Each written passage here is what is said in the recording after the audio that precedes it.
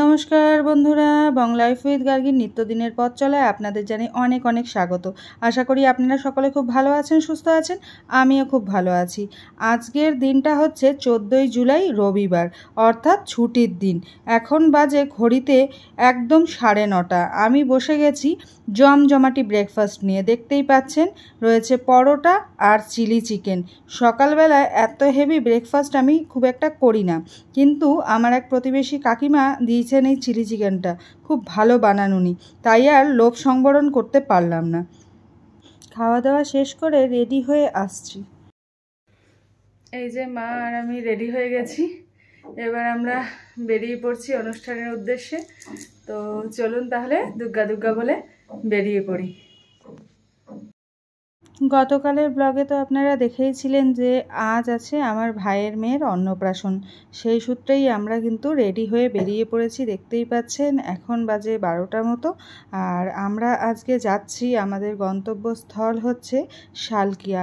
শালকিয়াতেই আর কি আমার ভাইয়ের বাড়ি, অর্থাৎ আমার মাস্তুতো ভাই এটা। তো চলুন আস্তে আস্তে গল্প করতে করতে এগিয়ে যাই।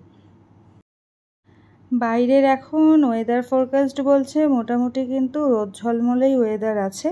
দেখুন আকাশে একদম নীল আকাশ আর সাদা পেঁজা তুলোর মতো মেঘ, আর ওই দূরে দেখা যাচ্ছে আমাদের গঙ্গা নদী।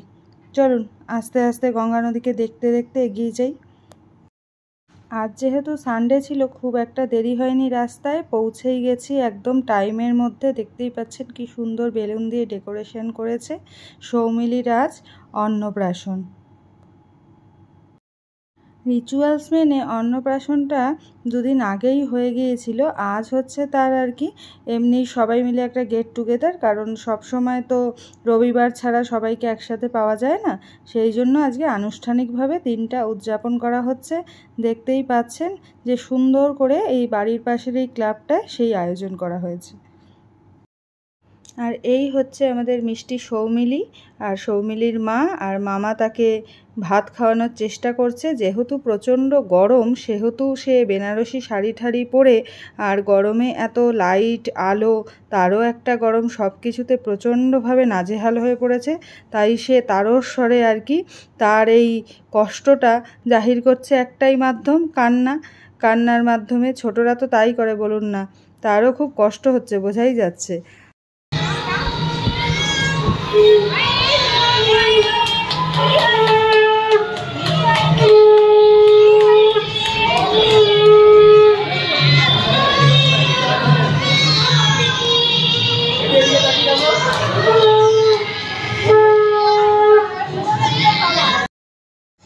এরপরে আর কি তাকে শাড়ি ঠাড়ি খুলে দেওয়াতে সে একটু স্বস্তি পেয়েছে, বোঝাই যাচ্ছে। দেখুন এবার সে নিজে হাতে একটু খাওয়ার চেষ্টা করছে।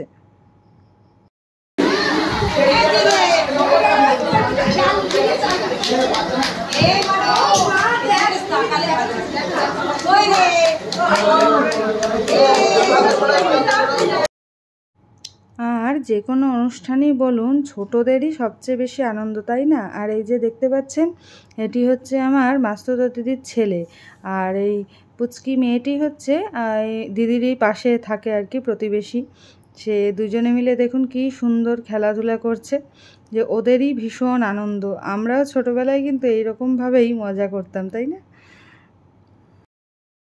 এরপর দেখুন চলে এসেছি ওপরে, দোতলায় খাওয়া দাওয়ার ব্যবস্থা করা হয়েছিল, তো সেখানেই আর দিয়ে দেওয়া হয়েছে গরম ভাতের মধ্যে শুক্তো। অনুষ্ঠান বাড়িতে এই ব্যাপার বাড়ির এই শুক্তো ভাতটা কিন্তু ভীষণ ভালো লাগে আমার খেতে। আর ওদিকে মাও দেখতে পাচ্ছেন খাচ্ছে। তো যাই হোক, এবার খাওয়া দাওয়াটা আমরা করে ফেলি। করে নেওয়ার পরে তারপরে বাড়িতে যাব। বাড়িতে গিয়ে সবার সাথে একটু দেখা সাক্ষাৎ হবে, গল্পগুজব হবে। যে কোনো গেট টুগেদারের এটাই কিন্তু আসল উদ্দেশ্য। এমনিতে তো সকলের সাথে সকলের সবসময় আমাদের দেখা সাক্ষাৎ হয়ে ওঠে না, কিন্তু কোনো একটা অনুষ্ঠানকে কেন্দ্র করে আমরা নিমন্ত্রণ অবশ্যই রক্ষা করতে যাই। সেখানে গিয়ে কিন্তু সবার সাথে সবার দেখা সাক্ষাৎ, গল্পগুজব হয়। জলও বলে না,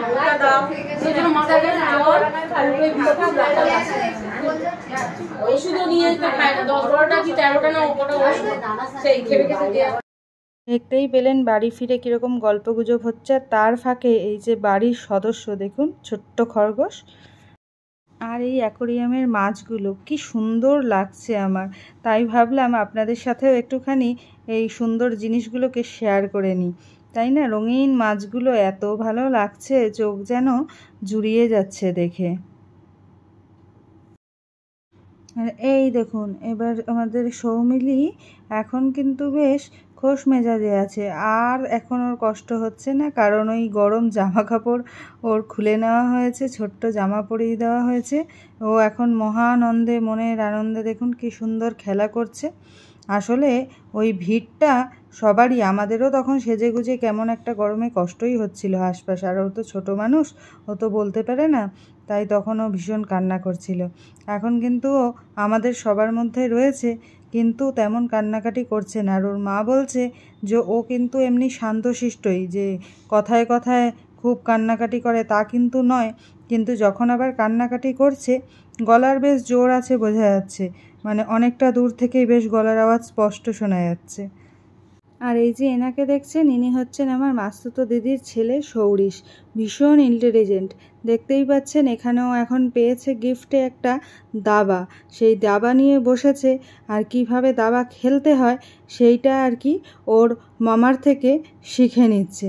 ভীষণ ভালো, পড়াশোনাতেও ভীষণ ভালো, শুধু একটুখানি চঞ্চল আর কি। ছোটরা যা হয়, বড় হলে আস্তে আস্তে ধীরে ধীরে ও শান্ত হয়ে যাবে।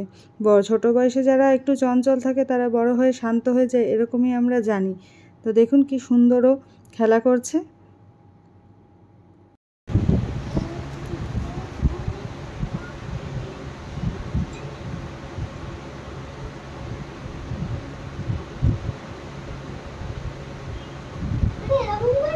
একদম ঠিক আছে, আপাতত ঠিক আছে, একদম ভালো সাজানো হচ্ছে।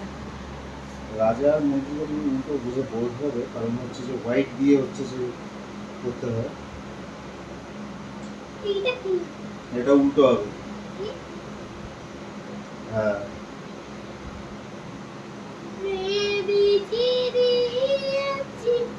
বস না বস না।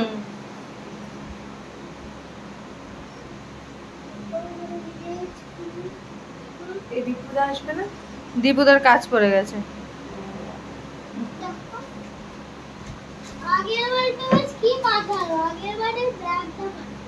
সেই দারুণ খেলা হবে না এবারে।